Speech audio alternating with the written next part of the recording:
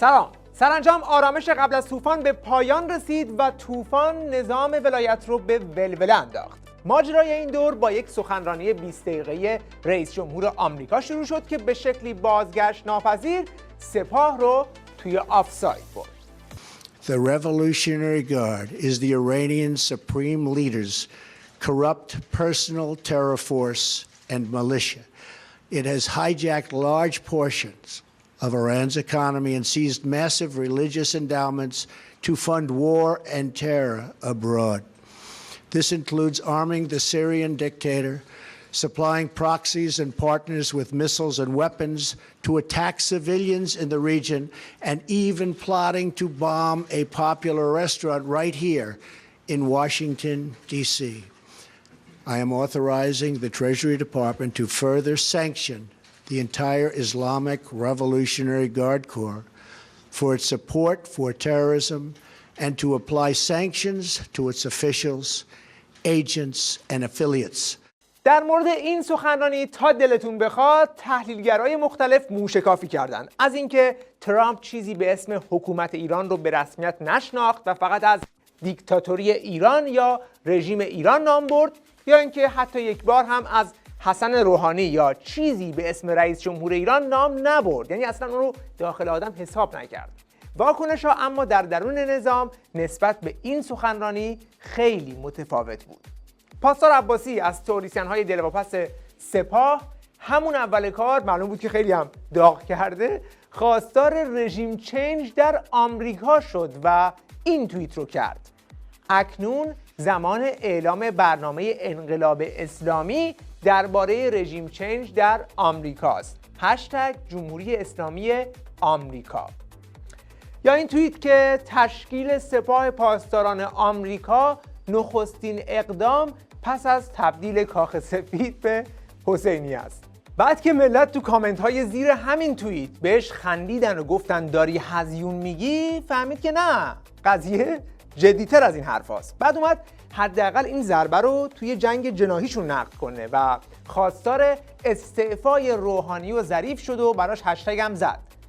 با شکست دیپلماسی ظریف، ایران در بدترین تنگنای دیپلماتیک تاریخ خود قرار دارد. منتظر استعفای ظریف هستیم. بعدش هم کمپین ظریف استعفا و روحانی استعفا. روحانی هم برای دفاع از خودش که دیگه کرسی ریاست جمهوریش رو این وسط باد نبره، سریع ریش خامنه‌ای و سپاه رو چسبید و نقابش هم انداخت و به دفاع تمام قد از سپاه پرداخت. مردم ایران همواره در کنار سپاه بودند و سپاه همیشه در کنار مردم بوده. از کشور خودش قبل از جنگ تحمیلی در برابر گروهک هایی که خود شما اونها را علیه ملت ایران تحریک کردید ایستادگی کرد و مقابله کرد. پشت سر روحانی، ظریف هم همه ژست های مدرن نمایی سابق رو کنار گذاشت و با یک توییت مشمئز کننده سقف جدیدی از سپاهی بودن خودش رو به نمایش گذاشت. امروز همه ایرانیان، اعم از پسران، دختران، مردان و زنان سپاهی هستند. البته این توییت هم بی جواب نموند و انبوهی از هموطنانمون با پاسخهای دندان شکنشون به این توهین ظریف واکنش نشون دادن و حتی یکی هم اومد زیرش نظرسنجی گذاشت که آیا شما از سپاه حمایت میکنید؟ که از 9500 نفر 77% گفتند نه. البته کنار گذاشتن اتیکت مدرن نمایی و دفاع روحانی و ظریف از سپاه در حالی انجام شد که نظام تلاش میکرد تحریم‌های جدیدی که با لیست گذاری سپاه به عنوان یک موجودیت تروریستی ایجاد شده رو کمرنگ کنه. این خبری بود که در صدا و سیمای آخوندی اصلاً بهش پرداخته نشد یا تلاش کردن که اون رو بی اهمیت جلوه بدن. حالا آنطور که وزارت خزانه‌داری آمریکا اعلام کرده، سپاه پاسداران انقلاب اسلامی هم شامل این فرمان اجرایی خواهد شد. تحریم‌های جدید برای سپاه جدید نیست. سپاه پیش از این هم در فهرست تحریم‌های وزارت خزانه‌داری آمریکا بود. سوال مهم اینجاست که اگر این تحریم‌ها جدید نیست و اتفاق خاصی هم برای سپاه رخ نداده، پس برای چی ظریف و روحانی یک دفعه چرخش کردن و عشق سپاه شدن و برای سپاه یقه پاره میکنند؟ چون تا قبل از این که سپاه برای روحانی رقیب بود و بهش میگفت دولت با تفنگ. یه دولت بی تفنگ بود، بعدش این اونا رو دادیم به دولت با تفنگ، ولی شد اقتصاد. فعلا شما اگر اطلاعات رو، تفنگ رو، پول رو، سرمایه رو، سایت رو، روزنامه رو، خبرگزاری رو، همه رو جمع کردی در یک نهاد، ابوذر هم باشه فاسد میشه، سلمان هم باشه فاسد میشه. برای اینکه بهتر متوجه بشیم که سپاه دقیقاً توی کدوم لیست رفته و چه اتفاقی براش افتاده، باید یک نگاه سریع بندازیم به وضعیت لیست‌های تروریستی در آمریکا. ببینید، در آمریکا 3 تا لیست تروریستی وجود داره. قدیمی ترینش لیست کشورهای حامی تروریسمه که اگر بهش یک نگاهی بندازیم اونجا از سال 1984 اسم رژیم ایران وجود داره. کشورهایی که در این لیست باشن شامل تحریم تسلیحاتی آمریکا میشن و معاملاتشون با آمریکا حول یک سری کالاهایی که کاربرد دوگانه دارن محدود میشه. دومین لیست که به لیست FTO هم معروفه، لیست سازمان‌های تروریستی خارجیه که از سال 1997 اجرایی شده و در این لیست گروه‌های مختلفی مثل حزب الله، طالبان یا گروه‌های تروریستی دستساز رژیم در عراق مثل کتایب حزب الله حضور دارن. حالا یک لیست سومی هم هست که بهش میگن فرمان اجرایی 13224. این فرمانیه که بعد از 11 سپتامبر صادر شد که طبق این فرمان میتونن هر فرد یا نهادی که به نوعی در حمایت مالی از تروریسم دست داشته یا خودش فعالیت تروریستی داشته رو تحریم کنن و تقریبا تمام محدودیت هایی که برای لیست دوم هست برای اشخاص و نهادهای توی این لیست هم اعمال میشه. توی این لیست سابقاً تعداد زیادی از فرماندهان سپاه از قاسم سلیمانی، محمد علی جعفری، علی فدوی، یعنی همه اینایی که عکسشون اینجا هست زیرش نوشته من یک سپاهیم، همشون توی این لیست هم بودن، یعنی همشون تروریست هم بودن.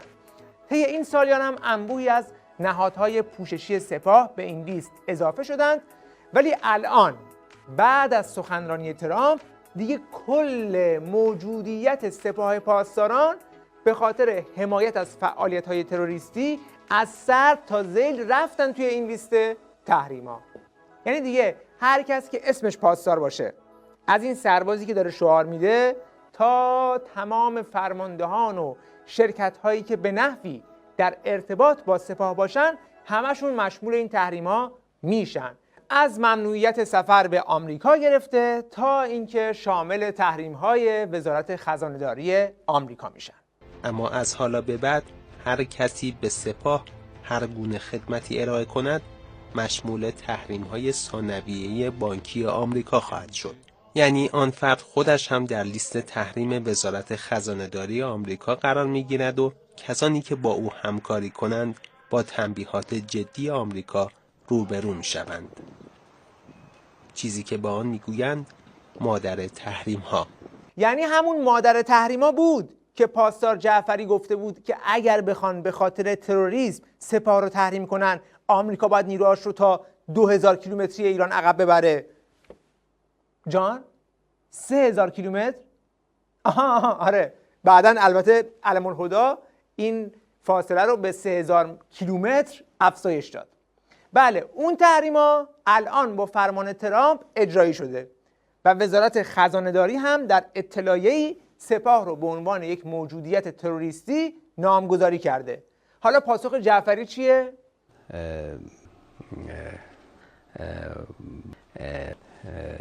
بله، ضایع کردن خود که میگن یعنی همین. حالا این ضربه به سپاه تازه شروع استراتژی جدید ترامپ بود. در ادامه صحبت برجام 2 و 3 هست که اونا خودش دیگه پیامدهای دیگه ای داره. هدف دوم ترامپ این هست که از با زدن رو سر مال به اون هدف اصلی برسه که برجام 2 هست.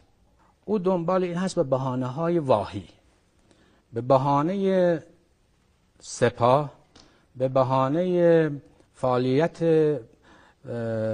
حقوق بشر، به بهانه‌های مختلفی ما را ببره در میدان جدیدی به نام برجام 2.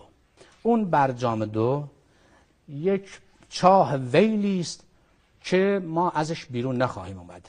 نه که تا حالا از همین برجام 1 خیلی بیرون اومدن، دیگه ببین بعدی چه باطلاقی میشه. تنها طناب نجاتی هم که تا دیروز ظریف و شرکا روش تبلیغ میکردن طناب اروپایی ها بود که ظریف میگفت آمریکا هم هر چی بگه باز اروپایی ها هوامون رو دارن. اما مثل اینکه این طناب هم هنوز 2-3 روز نگذشته پاره شد. و رفتار امروز انگلیس، فرانسه و آلمان، این رفتارهای وکیلی برای خود ما غیر منتظره بود. یعنی ما تصور میکردیم اون استحکامی که پریروز توی صحبت امثال خانم موگرینی بود در محکوم کردن حرفای ترامپ، حالا محکوم کردن تلویحی، این لااقل یه 2 هفته ادامه پیدا بکنه. این که بعد از 2-3 روز همون دولت ها میان و همصدایی میکنن با ترامپ، این نشون میده که پشت پرده یک توافقی شده بر سر این که حتما از برجام یک استفاده های جدیدتری بکنن و این اون بنبستی است که ما باید از الان به فکرش باشیم. بله، این که توی بنبست هستن رو میفهمن، ولی این که راهی برای خروج از این بنبست ندارن رو نمیفهمن. آقا بنبست یعنی مثل شاهی که گوشه زمین افتاده، هر جا بره حرکت بعدی ماته. حالا 60 روز فکر کنه یا 100 روز فرقی نمیکنه، وگرنه اسمش رو بنبست نمیذاشت. تنها سوالی که میمونه اینه که چه کسی نظام رو به این بنبست کشون که رابطه آمریکا با نظام از قدم زدن توی خیابون‌های ژنو به این سخنرانی طوفانی رسید. برای همینه که شما می‌بینید که ادبیاتی که ترامپ داره در واقع به کار میبره چیزی است که اونهایی که معاند نظام و انقلاب اسلامی هستن به کار میبره. انگار مثلا چه میدونم حالا ضد انقلاب ها یا مثلا منافقین اومدن در واقع نوشتن گفتن آقا همین ادبیات رو برید. شما اشاره داشتید به اینکه ادبیاتی که به کار میبره نزدیک به ادبیات منافقین ما. دکتر موسوی، سوالم از شما اینه که دیشب در تصاویری که از نشست کمیته روابط خارجی کنگره آمریکا بیرون اومد دیده شد که برخی از چهره‌های منافقین در پشت سر این نماینده‌ها با لباس فرم خودشون نشسته بودن. کمان که خیلی از افرادی هم که به آقای ترامپ باش دوست هستند و بهش نزدیک هستند، مثل آقای رودی جولیانی، نیوت گینگریچ، کریس کریستی، اینها افرادی هستند که با سازمان منافقین اصلا ارتباط تنگاتنگ دارن، تو نشستاشون شرکت میکنن و مثلا آقای رودی جولیانی درست بعد از نشست اخیرش اتفاقا سفر کرد و با ترامپ یه دیدار خصوصی داشت، یعنی گزارش داد از اون نشست. خب ختم کلام این که نظام از حشر برجام در نیومده وارد بنبست جدیدی شده. بنبستی که هرچی جلوتر بریم فشار بیشتری به نظام وارد میکنه و از اون طرف فرصتهای بیشتری رو برای مردم ایجاد میکنه. وقتتون بخیر، خدا نگهدار.